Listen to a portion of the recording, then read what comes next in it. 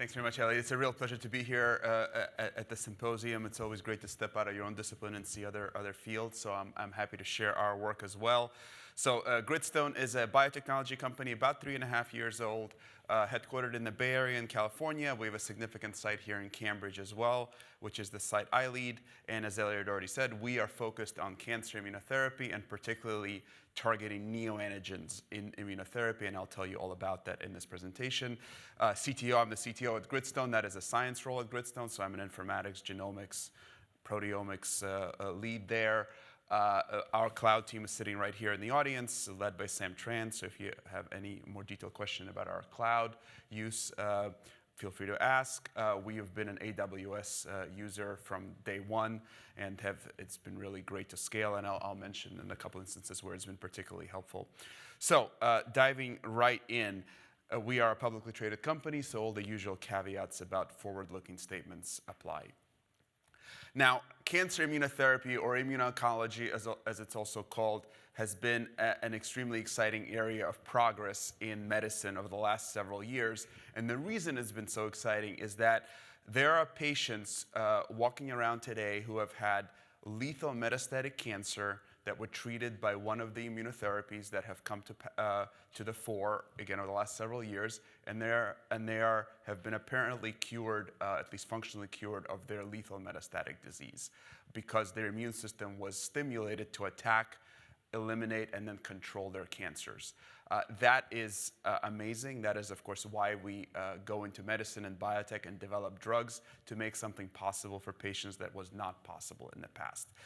But what's also true in this field, and this is the first thing that any of the leaders in the field will tell you, is that those kinds of remarkable outcomes from cancer immunotherapy, functional cures from lethal cancer, are exceedingly rare.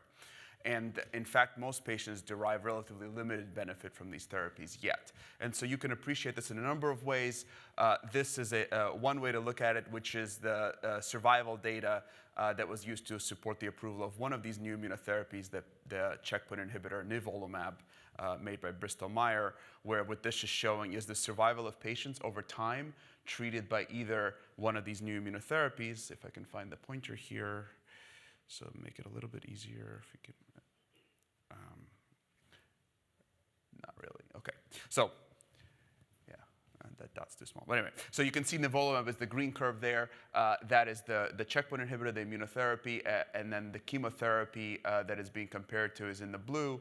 And what this shows is that the immunotherapy achieves some survival advantage for patients, so more patients live at any given time on that drug versus the standard of care chemotherapy at the time, but actually still most patients succumb to their disease no matter what therapy they get. So these long-term survivors are very rare. They're in what's typically called as this long tail, but that plateau is quite low. It's well under 20%. And so the observation that some patients derive really dramatic benefits, but others and most do not, open the question of, well, who responds and why do they respond? And moreover, for the patients who don't respond, how can we get them to respond and actually derive benefit from these remarkable advances? And the big breakthrough that came in this field 5 years ago or so now was the discovery of neoantigens. And in principle, this is a pretty simple concept, so I'll walk you through it. The idea is that if you have a normal gene, this is the top panel on the right. Maybe this will work. Yeah, perfect. If you have a normal gene that doesn't have a mutation, then when that fragments from that gene or peptides are presented by the tumors, that doesn't look far into the immune system, so there's no immune response, and so that tumor cannot be eliminated. But when you have a mutation in the gene, which is, of course, what happens in cancer, those peptides that can get made from those mutations are presented in tumor cells as well, but now they look far into the immune system to T cells, and T cells can come in, recognize those tumor cells, and eliminate them.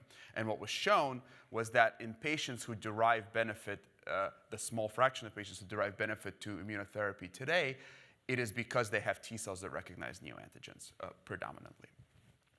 And so this gave rise to a very exciting new therapeutic hypothesis, which is this. You can look at on this so-called cancer immune cycle, where if the current batch of therapies, and what this shows is that the steps in introducing a target to the immune system, then the T cells that are created traffic into the tumor, eradicating tumor cells, and then after, when they eradicate the tumor cells, more antigen is released, and then more T cells can get primed, and so you get this virtuous cycle of tumor destruction. In most patients, this cycle is not active.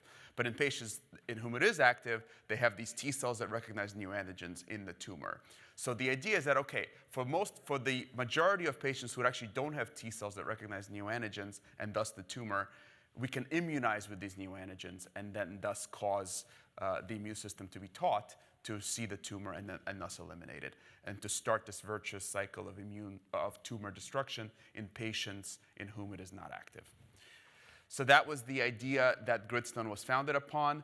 And so the product is actually a process that we implement for each patient, all run in the cloud, where on the computational side, where we take patients' tumors, we sequence the tumor genome as well as the transcriptome, to find all the mutations that could be neoantigens, but actually there could be hundreds of mutations in any particular tumor, and we can only deliver a small fraction of them. So a critical step, which I'll spend quite a bit of time in this talk, is selecting which of the neoantigens are likely to actually be recognized by the immune system, and we do that with machine learning.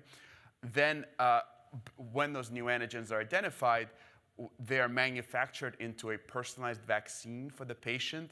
And in our case, this is actually a viral vector. And then that vaccine is administered intramuscularly alongside the therapies that are already approved today as a combination in order to have more patients benefit potentially. So this is the process. And the idea is that all of the hard stuff happens inside Gritstone. And then the oncologist, all the doctor and patient have to do is send us a tissue sample, which we process and then make the vaccine and then send back an injection that they administer intramuscularly, like you get your flu shot. So how do you succeed in this endeavor? And if you really boil it down, you have to get two things right. One is that you have to find the right neoantigens for each patient, and then you have to generate the type of really massive T cell response that it would take to eliminate established tumors. And that is the product that we're seeking to build. So why is this hard? I alluded to this a little bit earlier. It's hard because actually neoantigens are relatively rare across mutation, as a fraction of mutations in cancer genomes. So you can look at this kind of artist conception of a tumor cell where these little kidney beans in orange are mutations. And it's only a small fraction of the mutations, which are the ones in blue here, that actually make it through all the steps of the protein and peptide processing to be able to be presented to the immune system. So how do you find which ones they are? And so what we've built is a platform for identifying neoantigens that we've called EDGE, Epitope Discovery in Cancer Genomes. It consists of two essential steps. First, finding the mutations and the expression levels of those mutations that could be neoantigens, and that's done with your kind of standard next-generation sequencing. The little twist we have is, of course, we're doing it under good manufacturing practices because it's part of making our drug.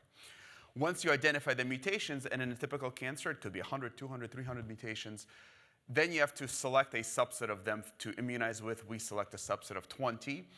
And to do that, you have to figure out which mutations actually make it through all the steps of protein. If you remember central dogma of biology, right from high school, DNA makes RNA, makes protein. But then what happens next is not taught in high school now, but in graduate immunology, where proteins then get made into peptides by the proteasome, which then get processed and loaded onto the human leukocyte antigen, or the HLA.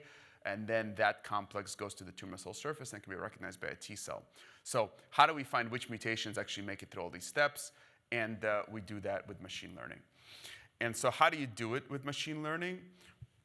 Well, we seek to predict which peptides make it through all the steps of processing. And so, as is now a common approach, what do? You generate a very large data set to train your model. hopefully as close as possible to what you're actually seeking to predict. And that's exactly what we did. So to create our prediction model of antigen presentation and neoantigen selection, we obtained tumors. And we actually sequenced with mass spectrometry now, not with NGS, which peptides are presented on the surface of those tumors. And this yielded a very large data set. I'll snapshot on the next slide, on which is enough data to train a neural net that learned, and I'll show you which features it learned in the subsequent slide. And then given this model, then when we're in the clinic and in a clinical trial, we get a patient sample, we call them mutations. We then apply this model to select which of these mutations are likely to be good neoantigens. So just to give you a sense of the data set that we generated to train our prediction model, this is now back in time a little bit, but basically relevant, where we processed several hundred samples. Each sample gives off a few thousand peptides. And so in total, this creates a very large data set of positive examples that are actually presented on the tumor. And of course, the negative examples could be all the other peptides that you don't see presented that you can get from the reference proteome. And on top of this data, hundreds of thousands, depending on the scores you use, over 1 million or hundreds of thousands of presented peptides is what you use to train the prediction model. And so I know because it's a computational crowd, I thought I'd geek out a little bit on the math. So it's a neural net, and what you're seeking to model there is the probability that a particular peptide is presented by a particular HLA allele in the patient. And so what you do is it's an integration of multiple neural nets for each of the particular features of the data, where depending on what the HLA allele, you have a neural net applied to the peptide sequence, because that peptide sequence is what really matters for binding to the patient's HLA. Then outside of the peptide, you have flanking sequences, which are independent of the HLA, really have more to do with this proteasomal processing. So you model that as well. Very important also to model the RNA expression levels of the gene, as well as some other factors to normalize, et cetera. And so what the neural net outputs is then for each peptide, what is the likelihood that that tumor, that patient presents that peptide and thus neoantigen. So, and just to give some intuition of what these features that the model learns are, so what's at least the most important ones, the HLA-presented peptides are typically 9 mers, but actually not necessarily 9 mers. They're 10 mers, 11 mers, 8 mers as well. So you need to model all of those to be able to predict all the possible neoantigens. The critical feature are these kind of motifs. Which amino acid at which position of the peptide is important and conducive to presentation by any of the particular HLA alleles of the patient. So it learned over 90 of these HLA motifs. And then, of course, the dependence of the peptide presentation on the RNA. Now, the most important thing, of course, as you all know, when you train prediction models is how do you validate these models and how do you know that they actually work? And much of our time is spent looking at these questions and generating data and performing analyses to answer these questions. I obviously won't review all of that here, but I'll just touch on 2 of the key experiments. The first being that if we seek to predict peptides that are presented by the HLA on human tumors, how well do we actually do in regard to that? And so you do that with the usual kind of held out tumor samples that you haven't used in the training of the model. But then more importantly, if you can actually predict HLA-presented peptides, does that actually mean you can predict neoantigens in patients? I'll just give you a sense quickly of the first data, and we'll probably skip over mostly the second. To test whether we can actually predict HLA-presented peptides, what we did was we took several tumor samples that were not used in the training, and we asked at a given, and we did this usual precision recall kind of analysis. At a particular level of sensitivity or recall, what is the precision or positive predictive value of our model? And this is the key kind of metric that you need to use to evaluate a predictor with respect to its performance for a rare event such as HLA peptide presentation. Again, recall only a small fraction of mutations become neoantigens or HLA-presented peptides. And without going into the gory details, what we saw was that by generating a very large training data set of exactly the kind of data that we seek to predict, we do a lot better, almost tenfold better in terms of positive predictive value, which again is the key feature, versus the predictors that were available out there previously, which were trained not on the integrated, not on actual HLA-presented peptides, but rather on just which peptides bind to the HLA, which doesn't cover the rest of the biology that happens before and after HLA binding. So this was kind of a breakthrough performance that we observed, and this enables us to then predict with high accuracy which neoantigens are real and useful for vaccination in patients. And I'll just highlight one example. In a testing against a completely orthogonal data set, what we saw is that we could actually nominate for our vaccine, which again is the top 20 neoantigens, the majority of real neoantigens that you could find in patients by a completely orthogonal kind of gold standard lab method that is not reliant on prediction at all. Okay, so moving along. Now, diving even deeper into the weeds, or a bit deeper, but for a purpose, it'll highlight another kind of computational set of tools. Neoantigens actually come in two flavors. And mostly I've been talking about neoantigens that are presented by the class 1 HLA. And this is the HLA system that in all of your normal cells, all your epithelial cells that line the lung, colon, gut, et cetera, this is the system of HLA that's expressed. And what it's for is presenting peptides from viruses and cancer cells from peptides that are created inside the cell. And this is where most of the focus on neoantigens has been. But there's actually another HLA system in humans, and that's the class 2 system. It's predominantly expressed on immune cells, and its function is to present peptides from proteins that are taken in extracellularly. So, and this is largely in the service of potentiating immune responses, the so-called helper cells, the CD4 helper cells. And so neoantigens could be presented by this HLA class system as well. And all the data we've generated so far that I've discussed was on the class 1 system. So, and what's interesting about this class 2 system from a prediction perspective is that it's actually a harder prediction problem.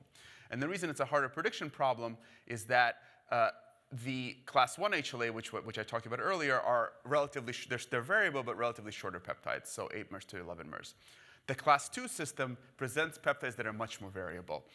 In fact, and the reason for that is the structural biology of the HLA molecules with the so-called open groove in the class 2, where there is first of all, the peptides are longer, they're average 15 mers, and they have a much wider range. And so the question is, how can we also predict neoantigens arising from this group of peptides? And so we took the same approach, which is to generate a very large data set of actual HLA-presented peptides, now presented by the class 2 HLA. And here we are still building this data set, but pushing 75 samples of various tumor types. Again, seeing the training data set right now consisting of almost 100,000 peptides, 80,000 peptides in this instantiation. And on top of this data set, we trained another prediction model that's specific for this class 2 system. Now, the challenge is, again, they're longer and more variable peptides. So what we did was we looked at the literature and evaluated what are the other possibilities for modeling this kind of data. And what we settled on was actually an approach from natural language processing, which are the so-called long short-term memory networks. And in fact, we did the bidirectional flavor of it. And what that did was that it enabled us to really achieve a similar, even better improvement in performance for predicting these peptides than we were able to do if you were to do the vanilla neural net modeling.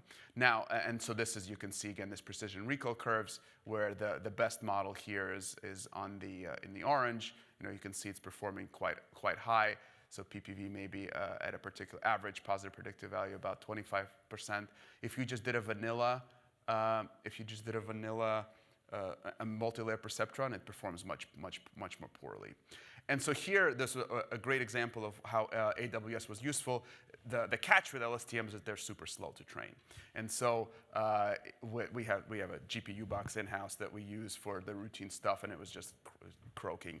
On the cloud, we were able to spin up a really kind of the best GPU machine that was out there for a while, and crank it out and get a presentation at ACR that just in time. So really important, really useful. Okay, so the upshot is basically we have a machine learning platform that identifies real neoantigens in patients, and I'll spend the next few minutes hopefully trying to catch us up a little bit in the agenda to show you how we deploy them. And so given these neoantigens, what is it that we do to deliver them to patients? And what we do is actually make a personalized virus out of those neoantigens. And so the vector we use is this so-called chimp adenoviral vector, which has actually been around for a long time, not used for neoantigens yet, which is what we're pioneering, but used for infectious disease work. And actually, this is an adenovirus that comes from chimpanzees.